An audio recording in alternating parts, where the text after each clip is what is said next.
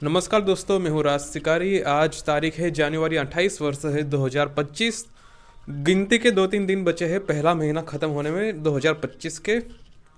और आज हम बात करेंगे एक ऐसी टॉपिक को जिसको लेकर आपने कहीं ना कहीं सुना होगा और हो सकता है कि आप में से कुछ लोग इस मानसिकता से ग्रसित हो। और ग्रसित हो उसका कोई बात नहीं है, उसे तो हम आपको काउंटर बैलेंस करके आपको समझाएंगे कि ये चीज़ सही नहीं है, ये चीज़ प्रैक्टिकल नहीं है। मगर कुछ लोग ऐसे भी हैं जो उस मानसिकता से पूरी तरीके से ग्रसित हो चुके हैं और वो अब उस मानसिकता से नहीं बदल सकते। इसके पीछे का एक कारण ये भी है कि उनकी उनकी जीवन शैली, उनकी वास्तविकता अलग है। क्योंकि एक जो समस्या होती है वो वही समझ सकता है जो उस समस्या के अंदर है। दूसरा आदमी उसकी बातें सुन के, उसके हालात को देख के, उसके बारे में स्टडी करके, एनालिसिस करके हो सकता है कि उतना ना समझ सके। अगर किसी आदमी को पेट में दर्द है तो दूसरा आदमी कैसे समझ सकता है कि पेट का दर्द क्या होता है। ठीक उसी प्रकार एक मानसिकता है जिस पे आज हम बात करेंगे। पिछले कुछ समय से कुछ ऐसे लोग या ऐसे कुछ बुद्धिजीवी लोग आ रहे हैं हमारे समाज में जो कि ये कहते हैं कि ये जो गरीब लोग हैं, मिडिल क्लास लोग हैं, एवरेज लोग हैं, जो बहुत मुश्किल से अपना जीवन गुजारा कर रहा है, वो लोग खुद अपनी इच्छा से गरीब रहना चाहते हैं। वो खुद कुछ करना ही नहीं चाहते। ये मानसिकता कुछ नेताओं के द्वारा और कुछ तथाकथित इन्फ्लुएंसियर और पैसेदार और कुछ उद्योगपति है उनके द्वारा ये बनाई जा रही है समाज में। और दुर्भाग्य ये है कि बहुत सारे आम लोग भी इस बात को मानने को तैयार हो चुके हैं। और उसी चीज़ को आज मैं यहाँ पे ख़त्म करने वाला हूँ। तो ये जो लोग कहते हैं कि जो मिडिल क्लास लोग हैं, गरीब क्लास के लोग हैं, वो कुछ करना ही नहीं चाहते, इनकी इच्छा ही नहीं है, ये कुछ सीखना ही नहीं चाहते, कुछ करना ही नहीं चाहते, कुछ कमाना ही नहीं चाहते। इनके अंदर ये मानसिकता डाल दी गई है। मतलब कि जो लोग कहते हैं ये बात, उन्हें लगता है कि अगर गरीब गरीब है तो वो इसलिए गरीब है क्योंकि वो गरीब रहना चाहता है। सोच के देखो, गरीब गरीब इसलिए है क्योंकि वो गरीब रहना चाहता है। इस बात के पीछे तर्क क्या है, लॉजिक क्या है? अगर तुम लॉजिक पूछोगे तो कहेंगे कि भाई ये लोग चाहते ही नहीं है। भाई कौन नहीं चाहता? तुम मुझे बताओ ना, कौन नहीं चाहता? जितने भी गरीब है सबको जाके बताओ, पूछो सबसे, क्या तुम गरीब रहना चाहते हो? कोई भी कहेगा कि नहीं कि भाई मैं तो अमीर होना चाहता हूँ, हर कोई कहेगा। तो फिर ये सवाल है, इन्हें ये लगता क्यों है कि गरीब गरीब रहना चाहता है, गरीब कुछ करना नहीं चाहता, गरीब कामचोर है? मतलब कि ये जो अंग्रेजों वाली मानसिकता पता नहीं कहाँ से आ गई। मुझे लगता है कि ये जो नेता और उद्योगपतियों के बच्चे जो ऑक्सफोर्ड में पढ़ के आते हैं ना, अमेरिका से, ब्रिटेन से, इंग्लैंड से, वही मानसिकता ये लोग भारत में लेके आते हैं और भारतीयों को गाली देते हैं। और जो हमारे कुछ होते हैं वोना बी पीपल, जो अपने आप को बहुत ही आधुनिक, लिबरल, मॉडर्न दिखाना चाहते हैं, वो इन उद्योगपति और नेताओं के बच्चों को देखते देखते, सेलिब्रिटीज़ को देखते देखते, वो भी अपना माइंडसेट और दिमाग ये बना लेते हैं कि हाँ भाई सही कह रहा होगा। अगर ये इतने पब्लिसिटी में रहते हैं, अगर ये इतना फेमस है, तो हम भी यही आइडियोलॉजी को एक्सेप्ट कर लेते हैं। हम भी अपने देश के लोगों को गाली देते हैं कि भाई तो गरीब ही रहना चाहता है, तो हम भी अच्छे लगेंगे, हम भी अच्छे दिखेंगे, हम भी अपने आप को बहुत पावरफुल, कैपेबल दिखाएंगे कि भाई हमने तो बहुत कुछ उखाड़ लिया है। ठीक है, अब देखो, जिसने उखाड़ा है कि नहीं उखाड़ा वो अलग अलग चीज़ है। और यहाँ पे एक चीज़ आपको ये भी समझना पड़ेगा कि जनरेशनल वेल्थ भी होती है, इनहेरिट वेल्थ भी होती है, जिसमें आपका कुछ लेना देना नहीं होता। कुछ लोग ऐसे भी होते हैं जिसके अंदर दिमाग है ही नहीं, मगर फिर भी वो प्रधानमंत्री के घर पे जन्म ले लेते हैं, जिनके घर में 2-2, 3-3 प्रधानमंत्री होते हैं और फिर कहते हैं कि भाई हम तो प्रधानमंत्री के वारिस हैं, हम तो प्रधानमंत्री बनेंगे आने वाले। ये होता है, ये होता है। ठीक है, तो कहने का मतलब ये है कि जो जनरेशनल वेल्थ है, इनहेरिट वेल्थ है, उसके पीछे किसी का कोई मेहनत नहीं होती। और दुर्भाग्य यही है कि जिस आदमी को बिना मेहनत के ही सब कुछ मिल गया हो, जिसने केवल आउट ऑफ द लक जन्म ले लिया किसी प्रधानमंत्री के घर पे, किसी उद्योगपति के, किसी नेता के घर पे, उसे लगता है कि गरीब लोग तो गरीब ही रहना चाहते हैं, ये कुछ करना ही नहीं चाहते। ये बहुत विडंबना की बात है। यहाँ पे चलते हैं गरीब लोगों के पॉइंट ऑफ व्यू से। क्या गरीब व्यक्ति गरीब रहना चाहता है? सवाल है कि नहीं, मतलब कि जवाब है कि नहीं है, ऐसा नहीं है। यहाँ पे हमें समझना पड़ेगा कि कोई व्यक्ति पैसा कैसे कमाता है, कैसे कमाता है।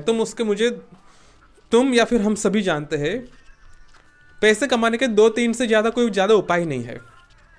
कोई ज़्यादा उपाय नहीं है पैसे कमाने के। हाँ, भ्रष्टाचार है, मगर भ्रष्टाचार कौन कर सकते हैं? जो लोग सिस्टम में बैठे हैं वो लोग कर सकते हैं।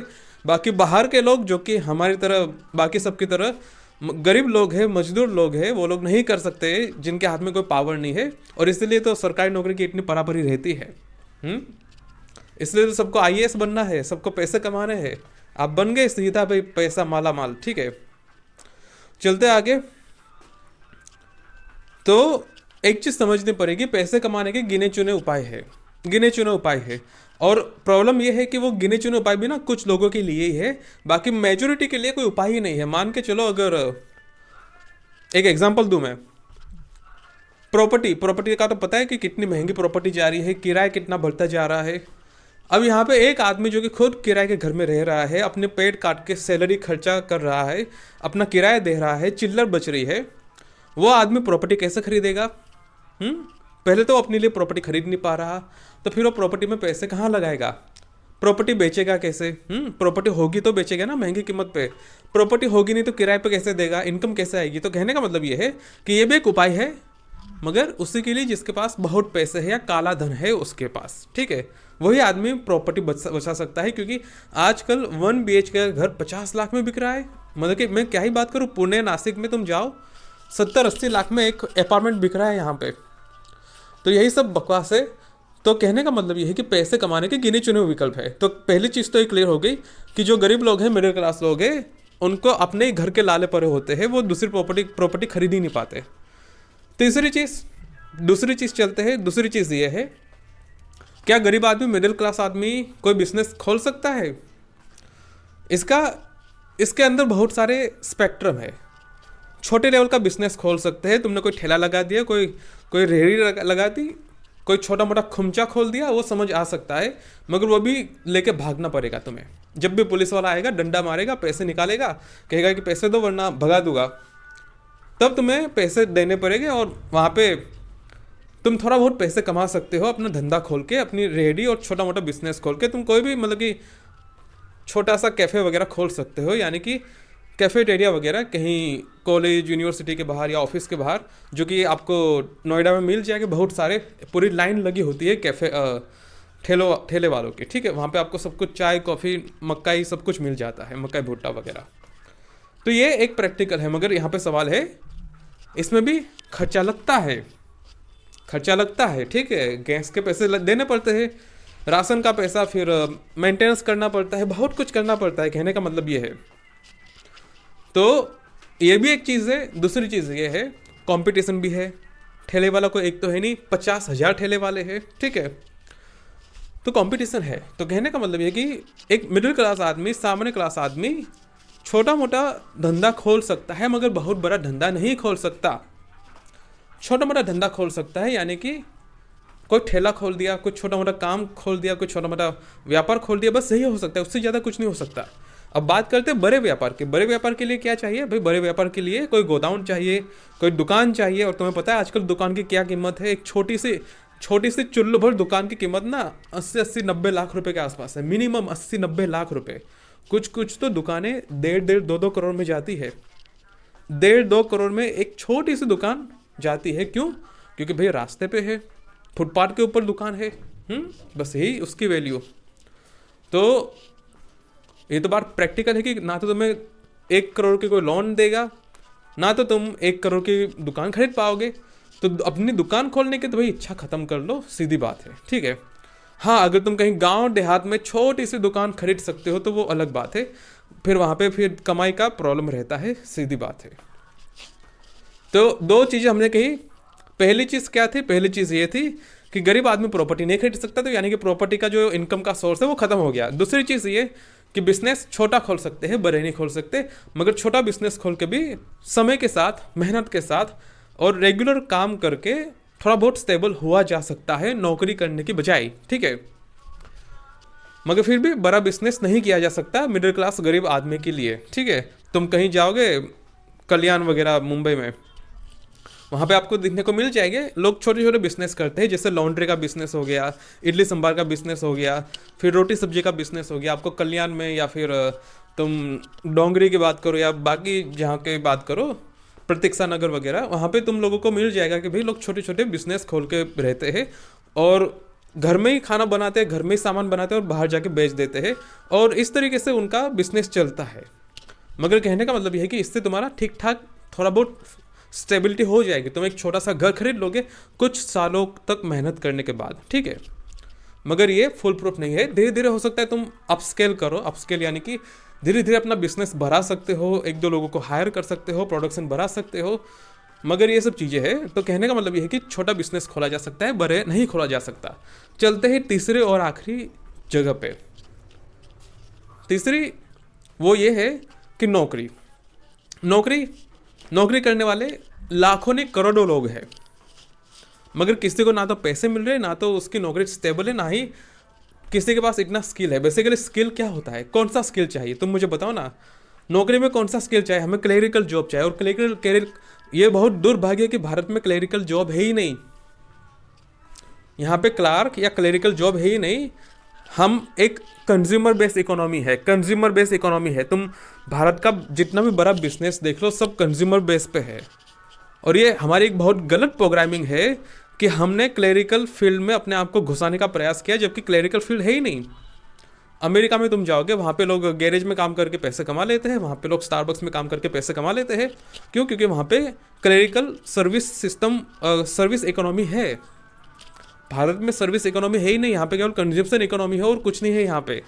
तो कहने का मतलब ये है कि नौकरी यहाँ पे प्रैक्टिकली नहीं है। और यही चीज़ चाइना वालों ने सीखी। चाइना वालों ने कहा कि भाई क्लार्क वगैरह ये सब नौकरी तो होगी नहीं, असिस्टेंट वगैरह, क्लार्क वगैरह या फिर सर्विस सेक्टर की कोई नौकरी होने नहीं वाली हमारे यहाँ। क्योंकि चाइना गरीब था पहले, उन्होंने फोकस किया कि हम क्या कर सकते हैं, हम कंज्यूमर बेस्ड इकोनॉमी बन सकते हैं। वहाँ पर उन्होंने सिखा दिया कि भाई हमारा छोटा छोटा बच्चा, हर कोई महिला, बड़ा बूढ़ा, हर कोई कंज्यूमर बेस्ड इकोनॉमी में काम करेगा। फिर चाहे वो मोबाइल चार्जर बनाना हो, बैटरी बनाना हो, टीवी बनाना हो, कुछ भी बनाना हो, या फिर कोई भी काम हो, फार्म वगैरह, पोइट्री वगैरह, वहाँ पे ये चीज़ को फोकस किया गया कि हमारी इकोनॉमी कंज्यूमर बेस है, तो हम कंज्यूमर बेस अपने रोजगार देखेंगे ना। मगर भारत में ये साला उल्टा हो गया कि इकोनॉमी है कंज्यूमर बेस, मगर यहाँ पे हम सर्विस सेक्टर में नौकरी ढूंढते हैं।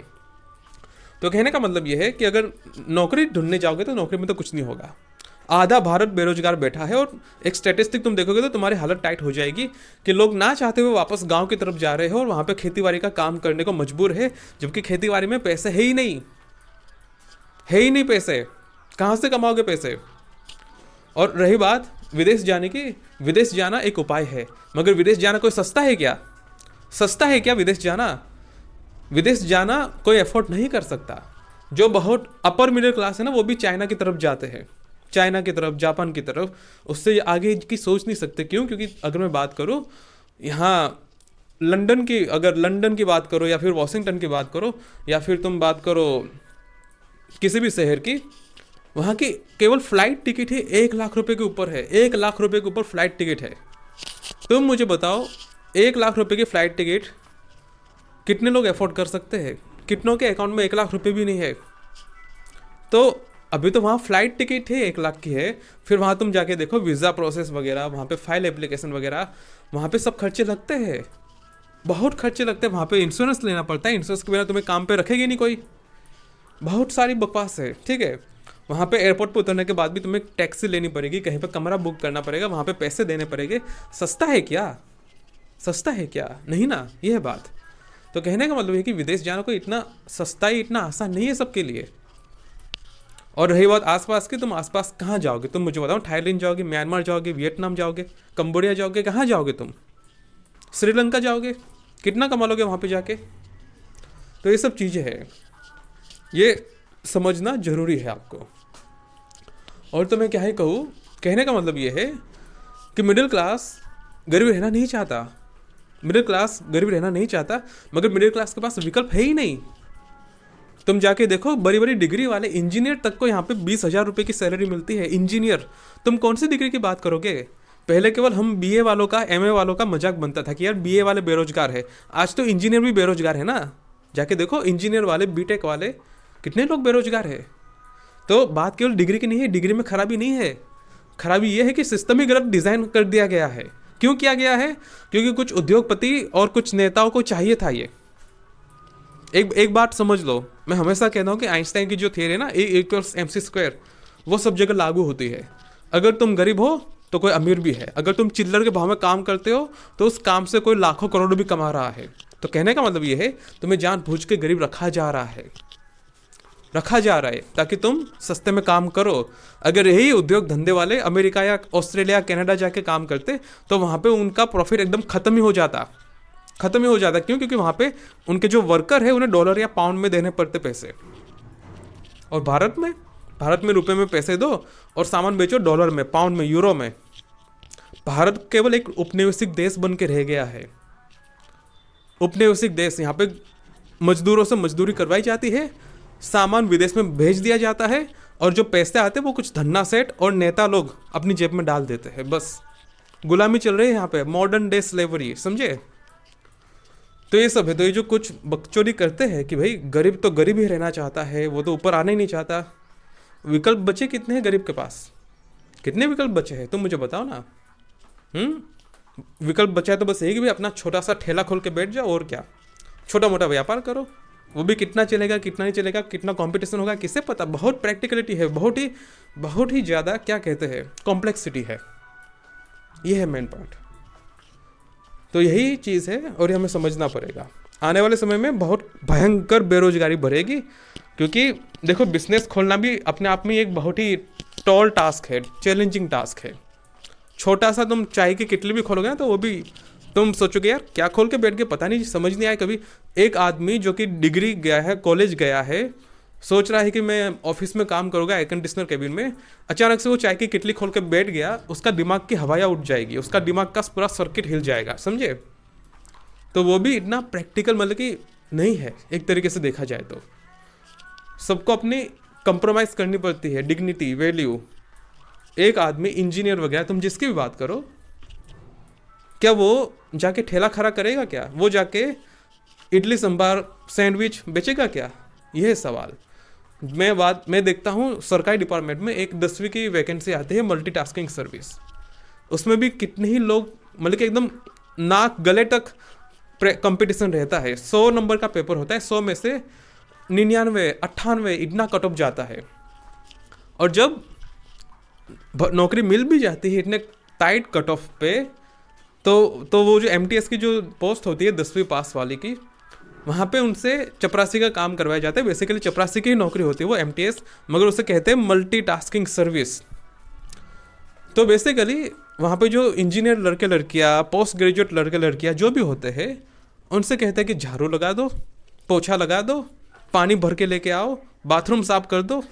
तो वो लड़के लड़कियाँ रिज़ाइन दे के निकल जाते हैं।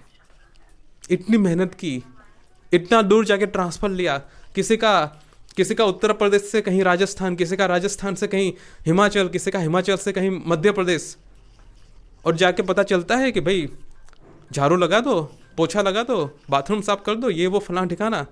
पहले ही दिन रिज़ाइन मार के आ जाते हैं। ये है हालत। एक पोस्ट ग्रेजुएट आदमी, लड़का लड़की, इंजीनियर, बीटेक वाला, डिप्लोमा वाला, जो भी तुम कहो, BA वाला, MA वाला, जब वो देखता है कि भाई इतना पढ़ लिख के, इतनी मेहनत करके, इतने नंबर ला के हमें क्या कहा जा रहा है, पोछा लगा दो, झाड़ू लगा दो, ये है बात। तो ये चीज़ आपको समझनी पड़ेगी। ये जो कहते हैं ना कि भाई गरीब आदमी गरीब ही रहना चाहता है, गरीब के पास विकल्प बचा कितना है, कितना विकल्प बचा है? ये जो अमेरिका में लोग घुस रहे हैं मैक्सिको बॉर्डर क्रॉस करके, क्या उनके पास कोई विकल्प नहीं था क्या? सब अमेरिका क्यों जा रहे हैं? यह है सवाल। क्या उनके देश में रोजगार नहीं था क्या? यह है मेन पॉइंट। तो ये जो कहते हैं, जो कुछ मानसिकता बना दी गई कि यार गरीब तो गरीब ही रहना चाहता है, बकवास है, कोरी बकवास है, कोरी बकवास, कोरी एकदम वाहियात बकवास है। ये चीज़ है। लोग क्या करें? लोगों की जेब में पैसे ही नहीं है, कौन सा बिजनेस करे, कौन से देश में जाके रहे? वहाँ जाके क्या सीधी नौकरी मिल जाएगी? तुम आज पहुँच जाओ जर्मनी, आज पहुँच जाओ फ्रांस, पोलैंड, वहाँ पे क्या कंपटीशन नहीं है? वहाँ के जो स्थानीय लोग हैं, क्या उन्हें नौकरी नहीं चाहिए? क्या चाहिए ना। ऊपर से वहाँ प्रवासी घुस पड़े हैं, सब मुसलमान, मिडिल क्लास, मिडिल ईस्ट देशों से, अरबी देशों से। वहाँ पे और मारधार मची है नौकरियों की, वहाँ पे और मारधार मची है क्राइम वगैरह की। ये है समस्या। तो कहने का मतलब मिडिल क्लास जाए कहाँ, गरीब जाए कहाँ?